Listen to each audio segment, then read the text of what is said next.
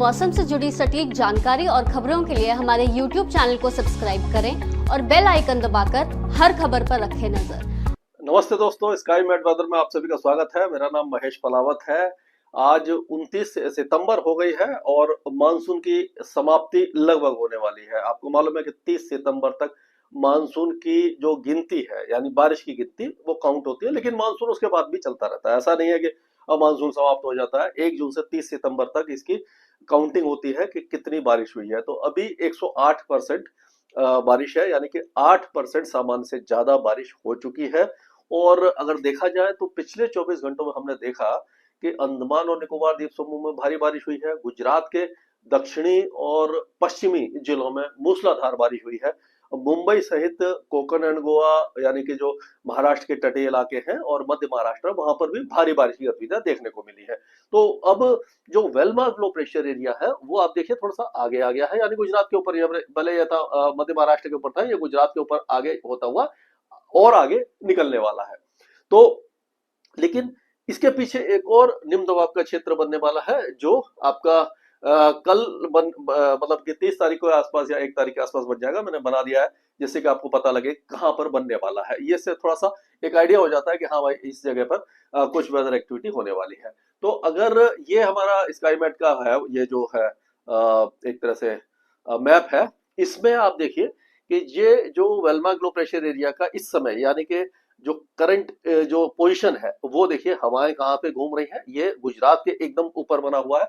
तो गुजरात में आज भी मूसलाधार बारिश है। धीरे धीरे हम देखेंगे कि जो ये सौराष्ट्र के जो इलाके हैं, यहाँ पर पहुंच जाएगा। गिर सोमनाथ है, वेरावल, जूनागढ़, देवभूमि, द्वारिका, यहाँ पर भारी बारिश होगी। और उसके बाद जो पाकिस्तान के जो दक्षिणी जो जिले हैं, जैसे कि कराची है, नवाबशाह, भावलपुर, चोर, बादिन, ये हैदराबाद वगैरह, यहाँ पर भी बारिश की संभावना दिखाई दे रही है। और ये धीरे धीरे अब अरब सागर में चला जाएगा और हो सकता है यहाँ पर डिप्रेशन बन जाए और फिर ये पश्चिम दिशा में आगे बढ़ते हुए भारत और पाकिस्तान पर इसका असर लगभग समाप्त हो जाएगा। और उसके पीछे आप देख सकते हो कि एक और जो साइक्लोनिक सर्कुलेशन है, इसको अगर मैं देखूं तो इस जगह ले आ जाते हैं। इसको ये देखिए, यहाँ पर एक ये जो बना हुआ है, सिस्टम बना हुआ है, इस जगह पर है। ये आप देखिए थाईलैंड के आसपास है। तो यही वेदर सिस्टम जो है अंदर की तरफ आएगा और यहाँ पर आकर के साइक्लोनिक सर्कुलेशन बनेगा, लो प्रेशर एरिया बनेगा। तो इस तरह का माहौल रहने वाला है। इसी को अगर हम विंडी टीवी पे देखते हैं, तो विंडी टीवी पे भी आप देखिए कि यहाँ पर ये सेम वही है जो यहाँ पर गुजरात के थोड़ा सा दक्षिण में बना हुआ है। और एक जो बना हुआ है ये सिस्टम, ये आपका थाईलैंड और उसके आसपास के इलाकों में आपको दिखाई दे रहा होगा। तो ये साउथ चाइना सी से यहाँ से होता हुआ जब बंगाल की खाड़ी में आते हैं, जो भी टाइफून है या कोई भी वेदर सिस्टम है, तो यहाँ आकर फिर से, क्योंकि यहाँ पे जमीन होती है तो जमीन पर इसका कमजोर हो जाते हैं। जैसे ही बंगाल की खाड़ी में आते हैं तो फिर से ये मजबूत हो जाते हैं। तो ये सिस्टम आएगा, यहाँ पर साइक्लोनिक सर्कुलेशन ऑलरेडी बना हुआ है, तो ये दोनों मर्ज हो जाएंगे। यहाँ पर लो प्रेशर एरिया बनेगा और ये फिर अंदर की तरफ आते हुए ये फिर से डिप्रेशन वगैरह बन सकता है। तो इससे क्या होगा कि जो माफ कीजिएगा, मानसून की जो विदाई हो रही है उसमें देरी आने की संभावना दिखाई दे रही है, क्योंकि मानसून का जो डिले है वो हो सकता है।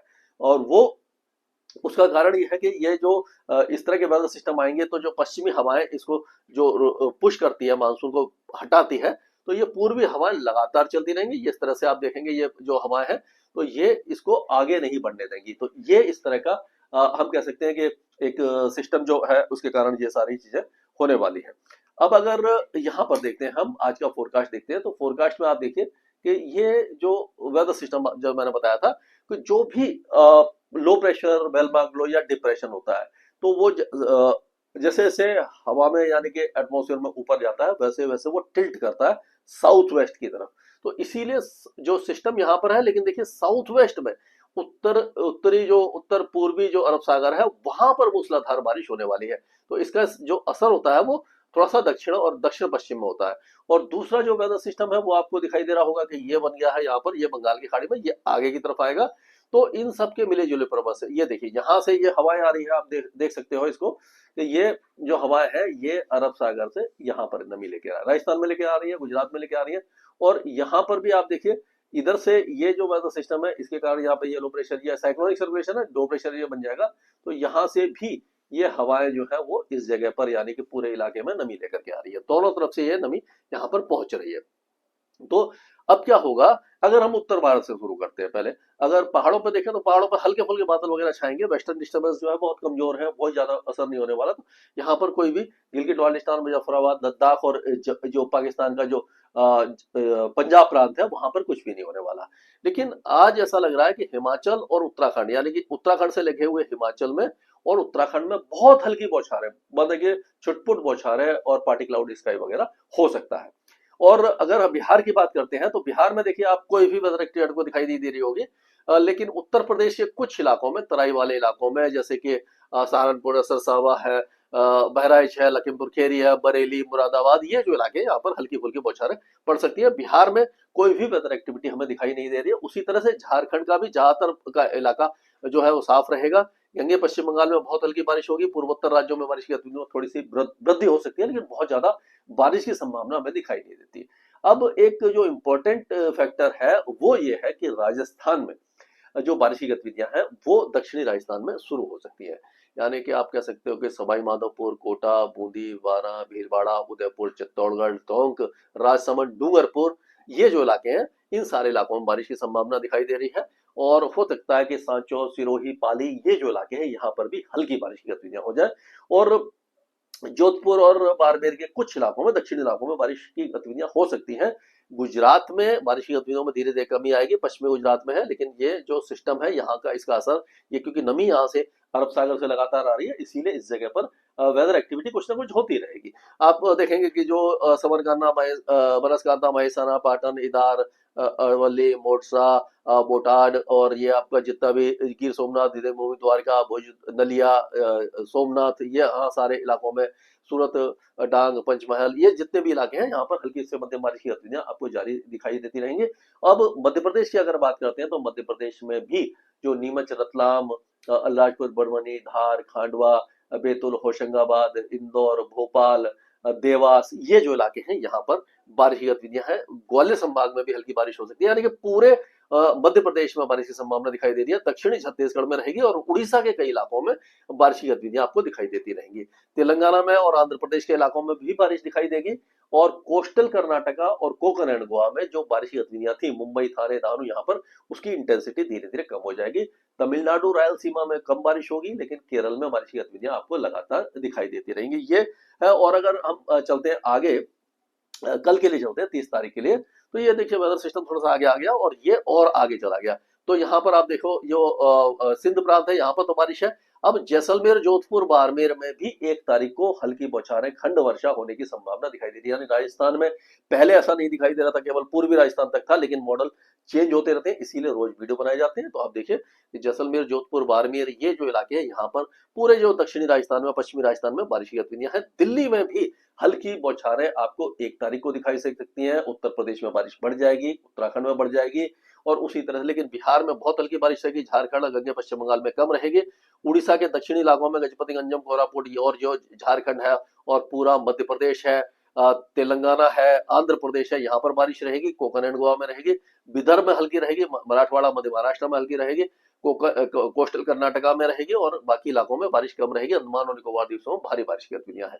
यहाँ पर हम देखेंगे 2 अक्टूबर, यानी कि 29, 30 और 1, ये हाँ 1 और 2 अक्टूबर की है। तो यहाँ पर आप देखिए कि ये माफ कीजिएगा, ये 1 अक्टूबर की रात की बारिश है। इसमें आप दिल्ली एनसीआर में बारिश देखेंगे और पूरे ये बिहार के इलाकों में भी बारिश की गतिविधियां बढ़ने वाली है 1 तारीख की रात से। तो बिहार में फिर से बारिश बढ़ेगी, लेकिन बहुत कम। मानसून मतलब एक तरह से मानसूनी गणना तो खत्म हो जाएगी, लेकिन बारिश की गतिविधियां हो जाएंगी। और गुजरात में लगातार ये वेदर सिस्टम जो है इसी जगह होवर करता रहेगा और ये जो वेदर सिस्टम है ये आपका देखिए आंध्र प्रदेश और उड़ीसा के आसपास आने लग जाएगा। ये 2 अक्टूबर की बात है, जब दशहरा है, यानी रावण दहन जब होगा, उस समय आप देखेंगे दिल्ली के साथ साथ पंजाब और हरियाणा के पश्चिमी जिलों में, उत्तर प्रदेश के ज्यादा इलाकों में, बिहार, गंगे पश्चिम बंगाल में, और ये जो लो प्रेशर एरिया है ये अंदर की तरफ आना शुरू हो जाएगा। उड़ीसा, आंध्र प्रदेश, तेलंगाना और मध्य प्रदेश, ये सारे इलाके, और ये जो सिस्टम है बहुत ज्यादा आगे नहीं जा रहा है। तो यहाँ पर जो गुजरात में बारिश की गतिविधियां जारी रहने वाली है। तो दिल्ली एनसीआर में हो सकता है कि अच्छी बारिश हो जाए और उसके आसपास के इलाकों में भी अच्छी बारिश होने की संभावना हमें दिखाई दे रही है। यानी कुल मिलाकर के अगर कहा जाए तो मानसून जाने के बाद, मतलब मानसून की गणना खत्म होने के बाद मानसून फिर से तेज हो सकता है। और ये एक, जैसे आपने देखा है कि अक्टूबर तक मानसून आमतौर पर चलता है। हालांकि दिल्ली में थोड़ा समय से पहले विड्रॉ हो गया, लेकिन जैसे मैंने बताया था कि वेदर सिस्टम अगर लगातार बनते रहेंगे तो जो बाकी विड्रॉल है, यानी कि शेष भारत से जो विड्रॉल यूजुअली हो जाता है, वो हम कह सकते हैं कि 8-10 अक्टूबर तक नहीं हो पाएगा, क्योंकि ये जो लगातार एक के बाद एक लो प्रेशर एरिया बंगाल की खाड़ी में सी सरफेस टेम्परेचर ज्यादा है, इसलिए ये जो वेदर सिस्टम बन रहे हैं ये मानसून को पूरी तरह से हटने नहीं देंगे। तो अब जो मानसून की जो एक तरह से विदाई है वो कुछ दिनों के लिए रुक सकती है। जैसे पहले मौसम विभाग बता रहा था कि 2-3 दिन में और ज्यादा हटेगा, लेकिन अभी चांसेस दिखाई नहीं दे रहे हैं। तो हम देखेंगे उत्तर प्रदेश, दिल्ली, पंजाब, हरियाणा, राजस्थान, गुजरात, मध्य प्रदेश, ये सारे इलाके बारिश देखेंगे। उत्तराखंड और हिमाचल प्रदेश में भी बारिश की गतिविधियां बढ़ जाएंगी। और ये आगे की बात है, जब मैं आपको बताऊं कि 6-7 तारीख के आसपास हम देखेंगे कि जो बिहार है, नेपाल की पहाड़ियां हैं, वहां पर मूसलाधार बारिश हो सकती है, बाढ़ जैसी स्थिति बन सकती है। यानी कि अक्टूबर का महीना, यानी पहला जो सप्ताह है वो काफी ज्यादा खतरनाक हो सकता है। स्काईमेट वेदर में अभी के लिए इतना ही। आज ही डाउनलोड करें स्काईमेट मोबाइल ऐप, पूछे मौसम का हाल अपनी पसंदीदा भाषा में और रहे बाकियों से एक कदम आगे।